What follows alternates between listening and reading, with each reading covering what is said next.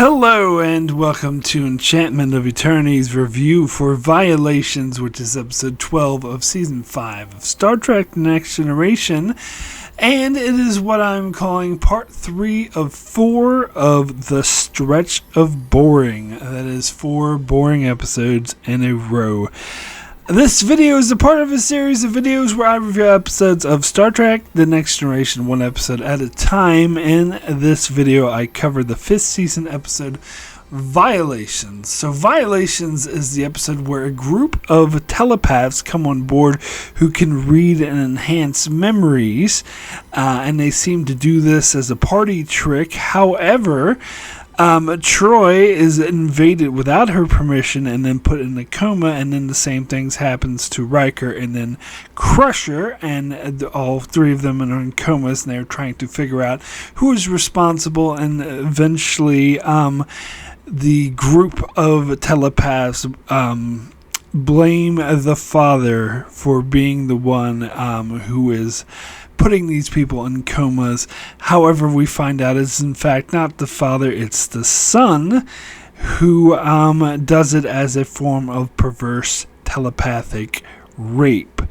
He tries to do it again with Troi, but she catches him off guard, and then Data and Geordi figure out that he's really responsible, so Worf comes and kicks his ass and locks him up, and the aliens apologize for this type of thing having happened in centuries. So, this is probably the one episode in my stretch of boring bit that is the least boring. In fact, I was almost not going to call it the stretch of boring, because I thought this episode would be excluded, so that would only make 2 episodes and then 1 after this, so it wouldn't be 4 in a row. But I really wanted to do it, especially call attention to the other 3 episodes, which are very boring. But you know, the more I thought about it, the more I thought, well, no, this episode is boring. It's might not seem to me, or at least maybe I don't consider remember it as being boring, because it's covering a very volatile, very sensitive subject matter, but I think it does it in a boring way. Really, I think this episode is really mishandled, and I do remember I wasn't even aware that this was a rape analogy when I first saw this episode. I was 12 years old, even though he does say flat out at the end of the episode, this form of rape, which I think is kind of being too obvious about it. And of course the title Violations kind of implies that as well, but I was 12, so this stuff went over my head. Plus, I really think they're stretching it to consider this a form of rape, because he just makes people remember stuff and inserts himself in that memory. I don't know. I think comparing this to unwanted sexual assault is kind of not a good comparison. I think this is kind of weak in comparison to actual sexual assault.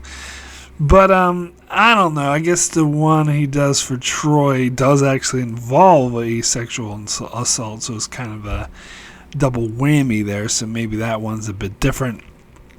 But yeah. So I think that's why I didn't make the connection. But overall, I would say, yeah, this episode is boring. It is, because for one thing, it's not handled particularly well overall, because the biggest flaw, and this is something a lot of people point out in this episode, the opening scene shows the Yulians doing the mind probe to Keiko, and then the old guy really wants to do it with Crusher and saying, I can't resist a beautiful woman, which is kind of setting you up to make you think that he is the bad guy. However, at the end of the teaser, that first opening scene before the credits open, we do a close-up on Jev, the son, And it plays this very, very creepy music, and he looks like really sinister, and he's looking evil, and he goes, duh.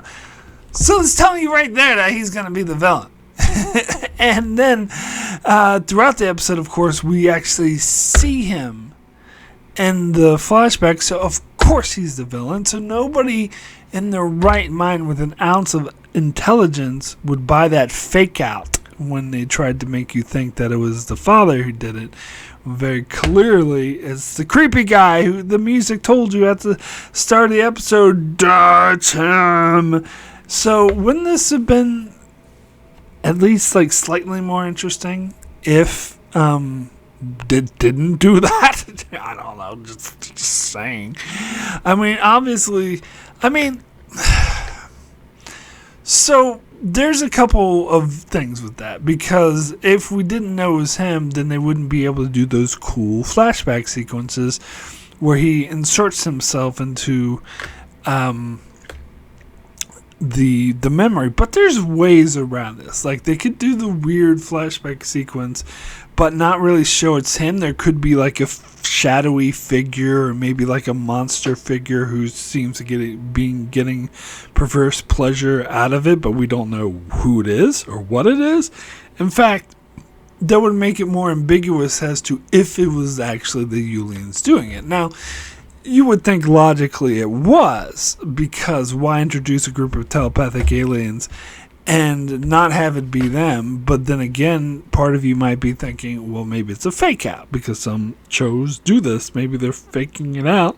Introducing these telepathic aliens is a red herring, but really it's something else entirely that's doing this, and that has been done before. So it would leave it more of a mystery. It would give you something to latch on to, would make it a bit more interesting as to whether or not what was going on. Now the thing is, and I've said this before in a lot of episodes and movies and other shows as well, is that sometimes it does a disservice to create a mystery box or to create a whodunit, that sometimes it serves the character story better to flat out say, no, this is the guilty party, because you're able to explore that character more. Like I gave the example of Vengeance Factor, one of my favorite episodes, which a lot of people apparently don't like, over in season 3, where people were complaining because they told you up front who the murderer was. But I liked that. I actually thought that was a very smart decision, because it allowed you to play off of her character story and the tragedy of her story, and you knew that she was guilty, but you didn't know why. So there was still a mystery of what exactly had happened. Why is she going around killing people? And so there was still a mystery there, but at the same time, it allowed you to explore that character more, flesh that character out more by telling you up front she did it.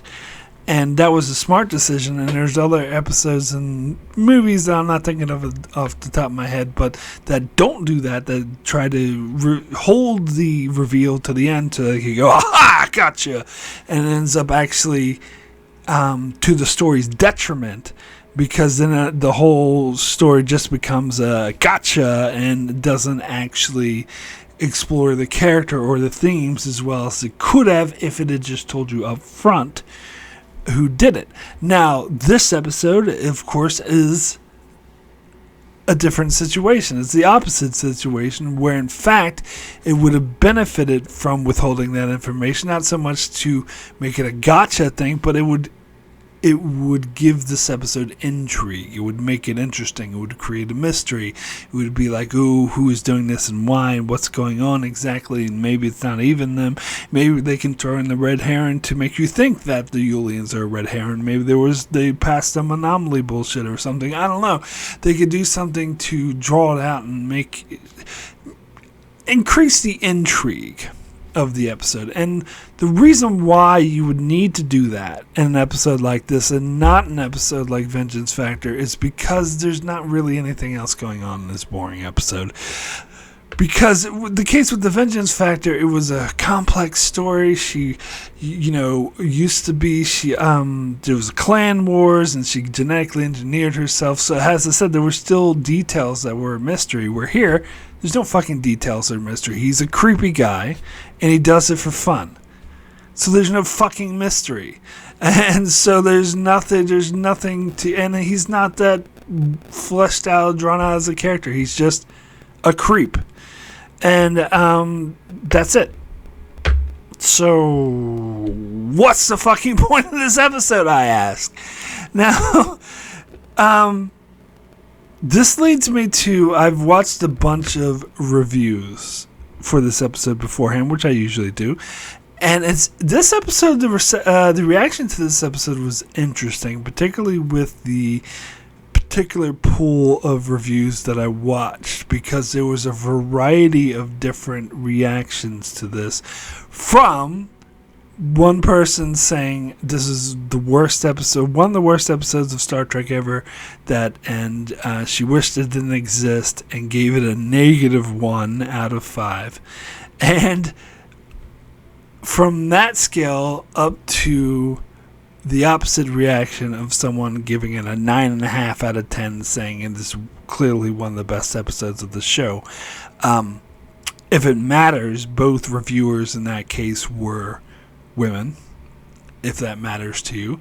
And both gave their respective scores because of the topic that this episode covered. So it's interesting that one felt that it completely botched the topic and made it doing a huge disservice to this important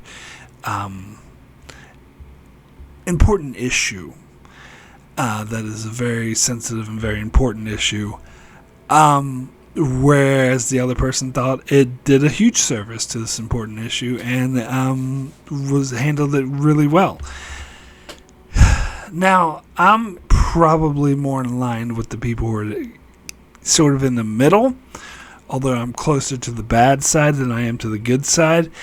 I don't think that they did a huge disservice to the topic. I think the worst thing that they did in this topic was to kind of trivialize it. But to be fair, I think a lot of shows and movies did that in the 90s. It was more commonplace to treat it more flippantly than we would in modern times. Game of Thrones notwithstanding. But yeah, so I think it was, I think they were a bit flippant with it. Now, apparently the original idea for this episode came of, let's do a episode about sexual assault, about rape, and they wanted to base it off of Law and Order type shows that did episodes like this, or there would be a couple of dramatic episodes that would cover the topic and treat it with like a really heavy hand. And be like almost like a PSA type thing. So they didn't want to do that, and also they didn't want it to be like a cop show, Law and Order type thing. So they decided to put their sci-fi spin to it, which was Michael Pillar's idea as well. This is a sci-fi show. Let's give it a sci-fi twist. And Jerry Taylor, I can't remember if she wrote this episode, but she was a huge, she wrote the teleplay for this episode. She was a huge proponent of this episode. She said it was a very important topic to cover. She was very thought it was important to cover the topic of rape, and thought that the way that they did it was unique to Star Trek. But here's my thing about this. I don't think they did a good job. I don't think it was particularly, as I said, I don't think it was terrible other than it being a bit flippant. But they didn't really justify why they should cover this topic. Like, in my humble opinion, I think Game of Thrones justifies why, because it's that kind of thing unfortunately was common in medieval times, and it's not shying away from the harsh realities. It's not sugarcoating things, so that's a bit different. Whereas here, I don't really see, because I think part of the issue that I have is that they don't develop Jev other than to say he's a creep. He's a weirdo. What the hell is he doing here? No, sorry. Other than he's a creepy guy. And yeah, it tries to play it off that, he has father issues, like his dad's being a dick to him. But really, what that doesn't, and it also doesn't get into the impact that this has on the three victims. In fact, Troi is the only one we see the reaction to. We actually don't even see Riker. I think we see Riker and Crusher at the very end of the episode, but they don't. They just sit in there to say, they don't really do much. So we don't see their reaction. We don't see the traumatizing effect that it has on it. And plus, as I said, I think this mental invasion thing is not a very good analogy to sexual assault. I don't know. Even in Troy's case was definitely closer to it, but still, they don't seem to handle it with the seriousness and the care that I think it deserves. And other reviewers have pointed out that they make Troi the victim too much. And I agree with that.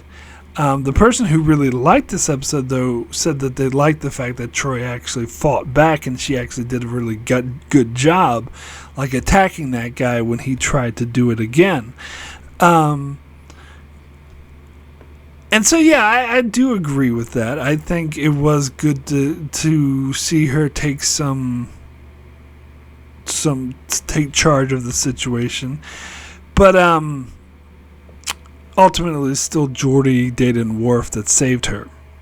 And I don't think it justifies making her the victim again. And, of course, this will come up again in Nemesis, which I talked in the movie Nemesis, and I talked about this in my review for Nemesis, that when I first saw that movie and everyone's like, oh, God, these telepathic rape scenes are terrible, and oh, my God, it's disgusting. And what I thought was, we've already seen this, and this was in the episode Violations. Why are they doing it again? Is what I thought. But, anywho, Nemesis that's another topic altogether. But I think, yes, I think the bottom line, and getting back to my main point, this episode is boring. Because even though it's a serious and a powerful topic, the way that this episode handles it is boring. They don't do anything with it. It's the villain is obviously a villain. The music tells you he's a villain in the first 5 minutes of the episode. Duh. And then he's an obvious creep. They don't really explore his character beyond him being a creep and his dad being a dick to him. And they try to do a fake out that by making the dad be a pushy and a dick, yet the episode tells you, screams in your face that no, it's actually him. So what's the point of that? And so I have no interest in it. And and plus, as I said, it's not that good of an analogy to sexual assault, and so I don't really find it as interesting that someone's invading their memories and making them remember bad memories, and the episode itself doesn't really deal with any of the repercussions of it, and sort of just treats it kind of flippantly. So why should I be interested in it at all? I'm sorry, it is boring. It is boring. That's my ultimate stance. So I was right to include it in the stretch of boring. I think it totally fits. But, anywho, the one thing that I do like about this episode is the flashbacks. The way that they were shot, the way that they were edited, the way that they were acted, the way the music was used in them. I thought it was really cool. particularly the one with Riker. That is definitely my favorite. Sometimes I just watch that scene on its own because I think it's such a great scene. It's really trippy, and I just love from a craft perspective, I just love the way it's edited and filmed and put together. I think it's quite brilliant. It comes off as a very, very creepy scene. The way that the dude keeps, what's his face? Jev keeps appearing, going, "Killer's still in there!" And Killer's still in there. You killed her. And the way they flash from that, and they have like the sort of wide lens that makes Riker's mouth look huge or something, and just the weird way that it's shot, and they like slow down the sound sometimes where Geordi is like sounding, "We need to bring this door down." Like the whole way they combine and edit everything together is brilliant. I think it's one of my favorite like sequences in Star Trek from a strict craft perspective, and it's effectively creepy, as I say. It's really creepy. But yeah, that's not enough to make this a good episode, unfortunately. But I will say, I heard that Jonathan Frakes had an issue with this sequence because he thought that Riker is too much of a trained officer, that he wouldn't let the death of a subordinate affect him, even if he, had to give the order that caused that death. That's just part of being a Starfleet officer, and that this wouldn't be something that haunts him. And I think Michael Piller or whoever, someone responded saying that, "Oh no, you're right. Riker wouldn't be haunted by this. It's just Jev is playing this up and making it worse than he actually is, and inserting himself in it, and that's what's making it terrible to Riker." But you know what? I disagree with Jonathan Frakes quite strongly. Actually, I think that this is a very sort of, even though Riker is trained, and he is trained to deal with the death of those under his command, he's trained to have to order those people to the death in order to save the ship, which was touched on more in the side plot with Troi becoming a commander over in season 7. I think it was Dino himself. But so I agree that he's trained to deal with that. But I still think that even if just subconsciously, he couldn't help but be affected by that particular situation with a guy in his face saying, "Do not bring the door down. Someone's still in there. You're going to kill him if you do." And then, Geordi's pressuring and saying, "No, we have to do it right now. Otherwise the whole ship is going to, explode." And so Riker has to give that difficult order, and that guy's getting right up in his face saying, "You killed her." That would give anyone nightmares. I don't care how well trained you are. I mean, Riker would know from a very logical, from a cerebral level, he would know that this is what he needed to do, but that would still be chilling. Like, I think you would have to be a sociopath for something like that not to affect you. And Riker's not a sociopath.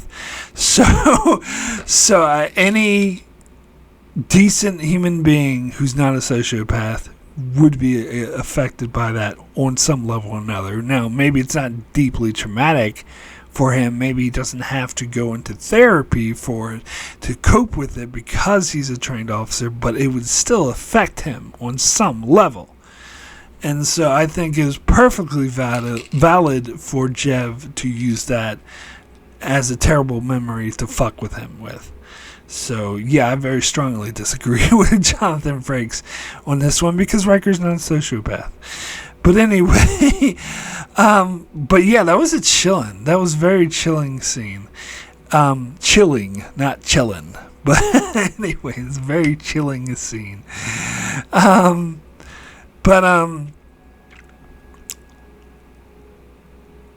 Yeah, that's interesting because I wish that the show had these flashbacks that they did that it was referencing a specific episode. Because when the fuck did this happen?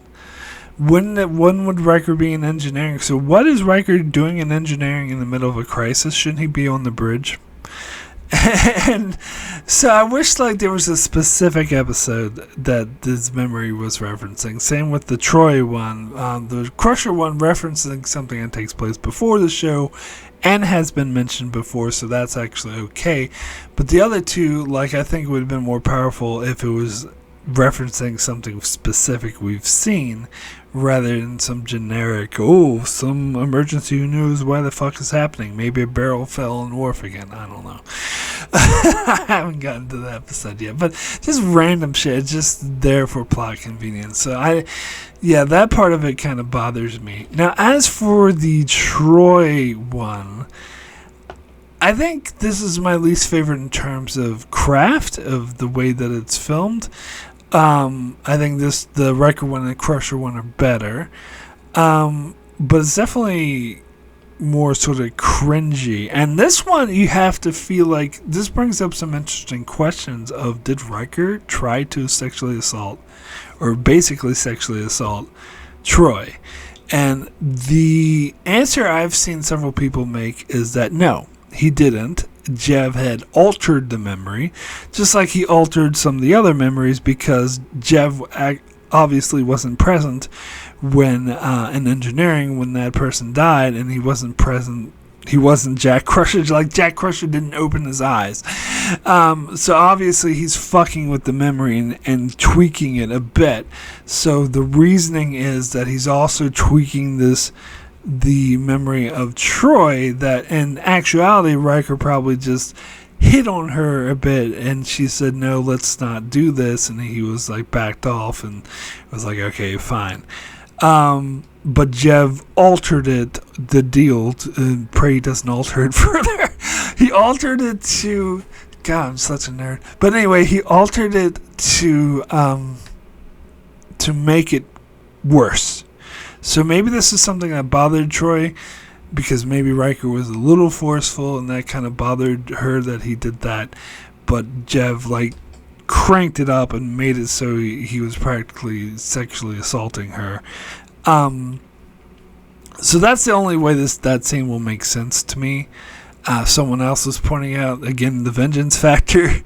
When Riker, this girl was making out with him, and she was like, oh, tell me what you want, I will be your slave. And Riker's like, no, stop, I prefer equals. So someone like that would not behave the way he behaves in this memory. So I think that it's just not in his character. Again, he's not a sociopath. But anyway, yeah, it's just not that you have to be a sociopath to act that way, but still, it's not in Riker's character. And so I think that, the only way that scene makes sense is that if Jev changed it and made it worse. Now, as far as the Beverly Crusher one, the thing I like about this sequence is craft-wise is the way that they put Patrick Stewart and Gates McFadden on a dolly to sort of give this floating effect, to make it seem like they're floating. I love that. I like how at first you see them walking normally, they're saying the lines, it's good of you to come, it's the least I can do, but then they have them floating and say it, and then the way they sort of play with things, and it's really creepy when Jev points up and it's like, it's the least I can do. And that, of course, being Jack Crusher opening his eyes was quite a creepy, scary moment. So this was a pretty freaky scene as well. I heard, actually, and I wasn't aware of this until recently, that Gates McFadden apparently always wore a wig for Dr. Crusher. Apparently they wanted her hair to be bigger or whatever, and that in this scene it's Gates McFadden's actual hair without the wig, because it looks more flat. And of course, speaking of hair, they give Patrick Stewart a hairpiece, which everyone gets crazy over. But yeah, this is obviously be something that would haunt her, and something that would, really get to her. Now, it's interesting that the people that they chose after Troi, like he does it first at Troi, but then he chooses strategically people that are like investigating him. Like Riker came and was like, wanting to question him, and I think Riker pissed him off, so he's like, all right, we'll do it to Riker next. And I do like how it isn't exclusively women as well, just because they're making that sexual assault analogy. But then, and also, I don't know, it just makes it different than the flat-out sexual assault analogy, which, again, I don't think it's very good at doing. But, yeah, so he chooses Riker, then he chooses Beverly, because she comes to them and is like, oh, I'm doing all these, studies and analysis and investigations, and I'm finding stuff out. And so he purposely does that to stop her investigation. And if he heard that Geordi was also investigating it, then he would have done the same thing to him as well. But he didn't hear that, but Beverly went to them, so he knew of that directly. Now, Data, he would have been screwed, though. He would have been able to do anything about him. But yeah, no, I do like that. I do think that's interesting. And also, apparently, they wrote flashback sequences for all of the main cast members, but they decided to only use Riker, Troi, and Beverly. But apparently there was one written for Ensign Ro, who doesn't appear in this episode, but they thought to include her, and her flashback would have been the incident that got her court-martialed. And I wish they would have done that. Because now it's just ambiguous to what actually happened. It would have actually kind of made this episode kind of worthwhile to actually find out what exactly happened, and also the fact that it would still be haunting her would make a lot of sense. So I kind of wish they would have done Ro, maybe instead of Crusher. But yeah, I don't know. That's a missed opportunity, in my opinion. But yeah, it's just, I don't know what else to say about this episode. It's not very interesting. The one thing I did like... Oh yeah, by the way, the one that they came up with, Geordi, was the story that he gave in the previous episode, Hero Worship, when he was telling Data about how he was caught in a fire as a kid. Apparently that was originally written for this episode as one of his flashbacks, but when that wasn't decided they weren't going to use it, they just had him tell that story in Hero Worship instead, which is kind of interesting. But yeah, the one thing I always remember from this episode that I really liked was at the very end when Jev was assaulting Troi, and Worf shows up, and all he has to do, Jev charges at Worf, and all he just does is poof, just knocks him out with one bitch slap. I love that. I remember cheering at that and just thinking that was funny, that all Worf has to do is boom. Now, who says that Worf always loses fights? Come on. He kicked ass in Redemption. There's times where he does come off as a good fighter and whatnot. And the fact that all he had to do was smack the dude once and knock him out was great. And it seemed like he put little effort to it, too. He was just whatever, get the fuck out of here. But yeah, the thing with Worf always losing fights is because they do that as a cheat to say, oh, this is a big bad, look at how serious they are, they can even take out Worf. Problem is, they do it so many times is that Worf starts to look a bit wimpy, but he's not. There's plenty of times where they do show him being badass. I do agree, though, they played that card with someone hitting Worf too many times. So another interesting thing I was thinking about with this episode is, I remember a while ago, I think it came out around 2009, around the time that crappy reboot came out, there was a web series I think I remember watching it on YouTube, but I don't know if YouTube still has it. I looked for it and I couldn't find it. It was called Keeping Up with the Cardassians. Now, there's now a podcast called that, so when I search on YouTube, I just get the podcast, and I don't get this. There was a web series that was about these family of Trekkies, like hardcore Trekkies, like way like over the top nerdy, maybe 10 times worse than me, which is saying something, who lived and breathed Star Trek, like they wore a uniform everywhere they went. You know, it was, the whole family was like this, but the father was the worst at it, and it was like an ongoing series about how he's going to a convention and his neighbor's a big dickhead and he doesn't even like Star Trek. He only likes the 2009 Star Trek, which this guy hates, rightfully so, because he's a true Star Trek fan. Anyway, and so the guy the asshole neighbor wants to taunt him and saying, I'm going to this convention that you're going to, but I'm going as a Cardassian. He's like, damn it, I hate Cardassians, how dare you? It was just an excuse so they could call it Keeping Up with the Cardassians, because it was filmed in the reality show style. It was obvious they were, spoofing off of the Keeping Up with the Kardashians. And I will say I had heard of the Kardashians, but I never knew that they had a reality show called Keeping Up with the Kardashians until I saw this web series. And I was like, oh, that's why they're spoofing that. But the reason why I bring this up now is because they had a sequence when his wife wanted to initiate sexy time with him. And so she got out a stack of poker chips that looked exactly like the ones in this episode, and like accidentally dropped them, and they showed it in slow motion just like in this episode, and that turned her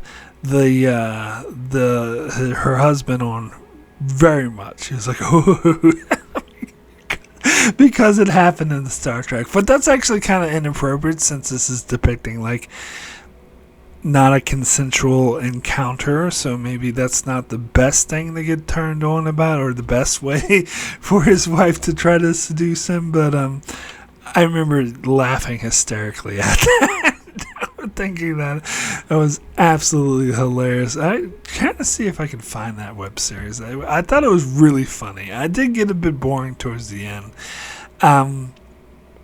but yeah. I think the end tried to sort of paint the main Trekkie guys wrong for not liking Star Trek 2009. So in that case, fuck that web series. But anything before that was really good, though. Anyway, I would now like to thank my Patreon supporters for supporting me on Patreon. Very much appreciated. It does help me continue with the channel. And I would like to thank everyone for their support. I want to give a big special thanks for Brandon Nailhouse for all your support throughout the years. Thank you so much. But I also want to give a shout out to Antarius, Greg Marley, Francisco, Chuck Hooks, Kyrie091, Anthony D. Benedictus, Ricky, Money Jester, Joel Valls, Alessandro Miglesio, Norman Buchwald, Stephen Kennedy, Brenton Berg, Allison Fordyce, and thank you so much for your support. So, we have a few Patreon comments on this episode. First comment is from Stephen Kennedy, who says, it was obvious that Jev was the person behind the attacks. The scene in 10 Forward when he sat down, he gave the camera the evil eye, and he also did it again on the turbolift with Deanna when she left to go to her quarters.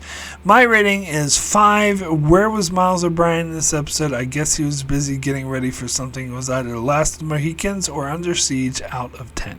He was in The Last of the Mohicans? I don't remember that. And now that you bring it up, I do vaguely recall him being in Under Siege. I know that he was in Con Air, but that came out a few years later. I think that was during his Deep Space Nine time. But yeah, he gave him the evil eye. This is not really relevant, but it reminds me of this episode of The Critic. I don't know if you remember The Critic animated show. Back in the 90s, only ran for like 2 years with John Lovitz, but there's some parts of it I thought were hilarious. And there was this one bit where I had this billionaire guy running for president, where someone asked him a question about, isn't this, because he announced some sham marriage, and the reporter's like, what do you say to the criticism that this marriage is just a sham and you're just doing it to get votes? And his response was, what I say to that is, gaze into the hypnotic power of my evil eye. And his eye starts like rotating like a hypnotizing thing. And the reporter's like, yes, oh evil one. Not really relevant, but that's what I think of when I think of the evil eye. I thought it was hilarious. Anyway, next comment is from Antarius, who says, finally an episode with only one plot again. I think it was the wrong decision to reveal the culprit so soon. A whodunit approach instead of how catch him would have made this episode more suspenseful.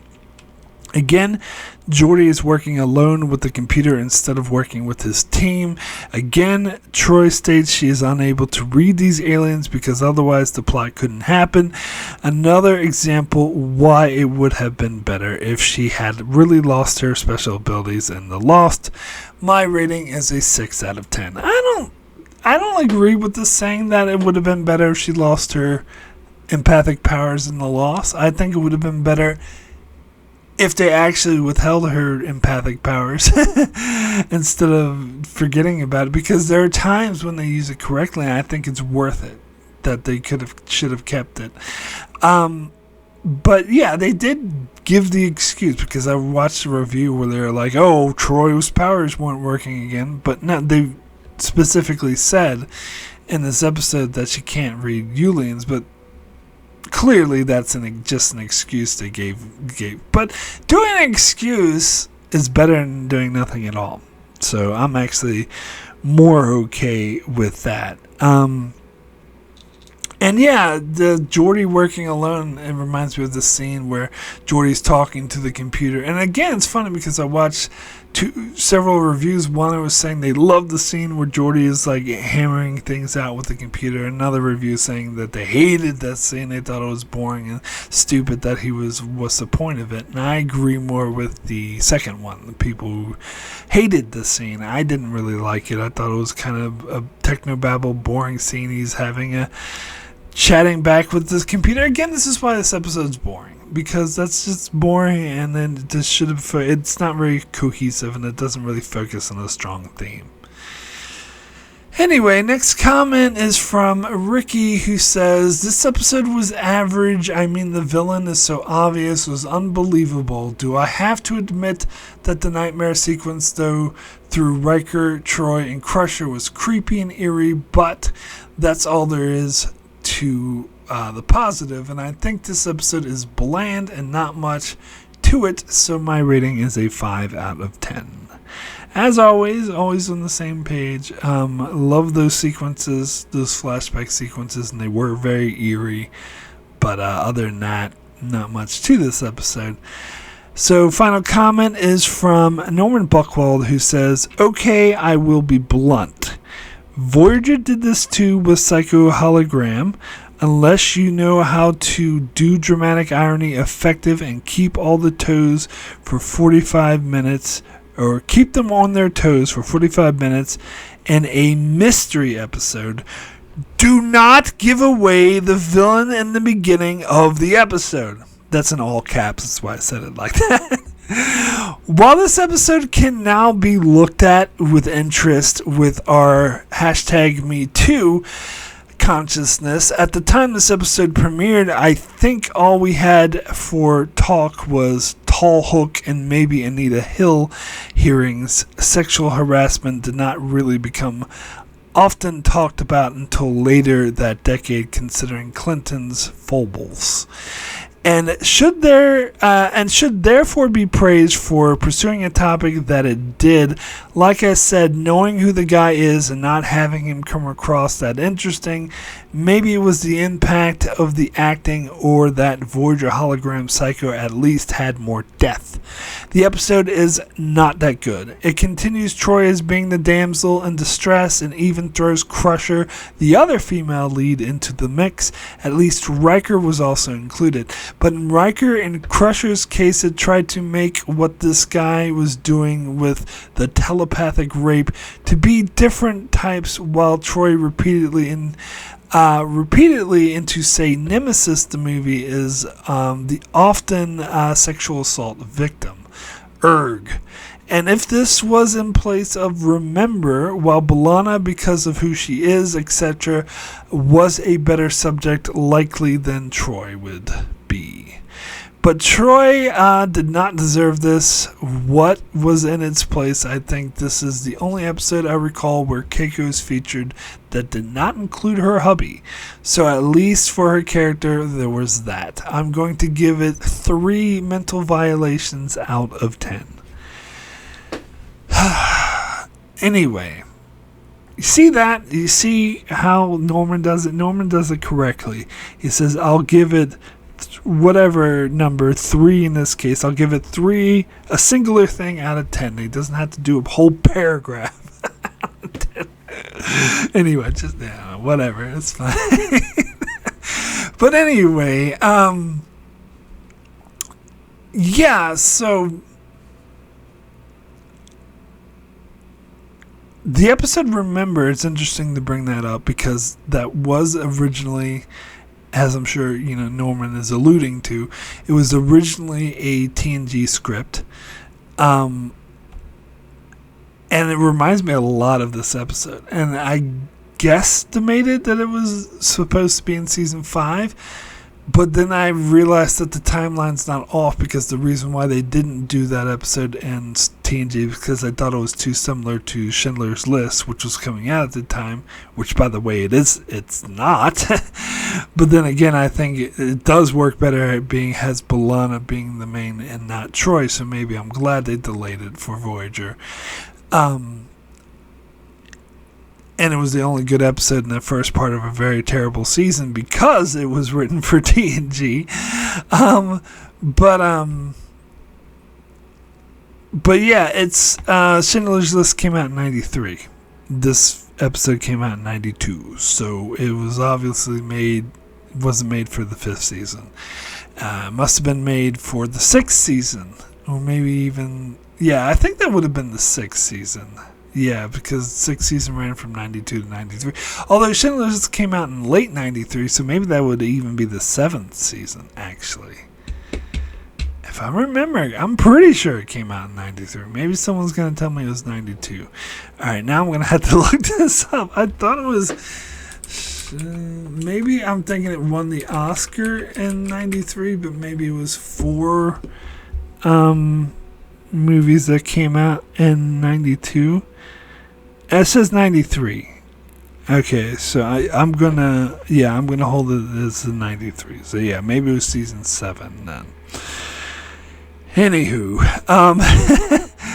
so it hadn't been written yet, but it's very similar to this episode because it involves telepathic aliens who can reach inside someone's memories, and they're in Voyager's case the mess hall, but and here it's 10 forward, but essentially, and they're doing a demonstration of being able to do a telepathic memory thing. So it's almost exactly to the core of this episode, which is why when I heard it was originally a TNG episode, I thought, oh, that makes total sense because it's doing the same thing that this episode did.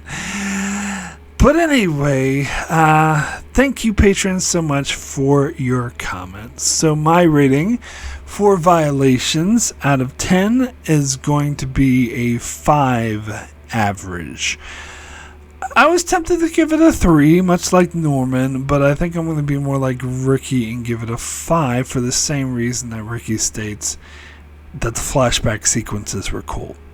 Particularly the Riker one, I think it was really, as I said, from a craft perspective, I absolutely love it. I think it's very effectively eerie. I love the subject matter, the way it's written. I think the way that they filmed it, made it was super interesting. Really well created scene, but the rest of the episode's boring. It is, and it doesn't handle this very important, sensitive topic correctly. It doesn't really have anything to say about it, in my opinion. So Jerry Taylor said that she was very happy with this episode because it really covered and did justice to a very important topic, but did it? I don't think it did.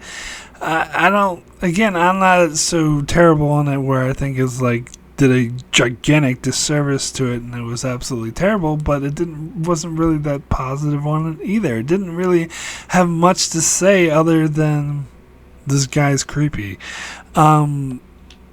Didn't really deal with the repercussions of doing it, and plus I don't think it was a very particularly good analogy, and I honestly think that Star Trek should have just left this topic alone.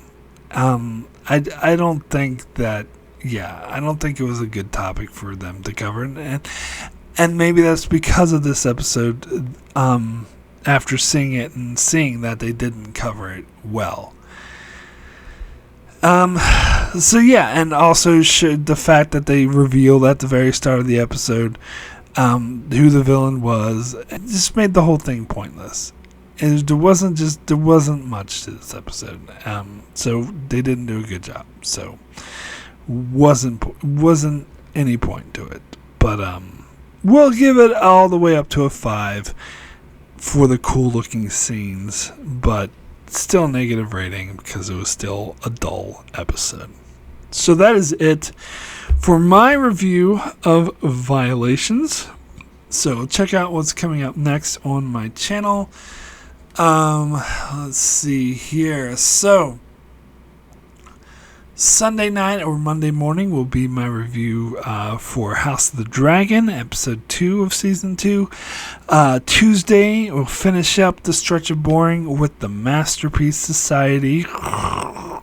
And then Wednesday, I'll be over on Patreon to revisit my review for Conundrum for my Patreon supporters.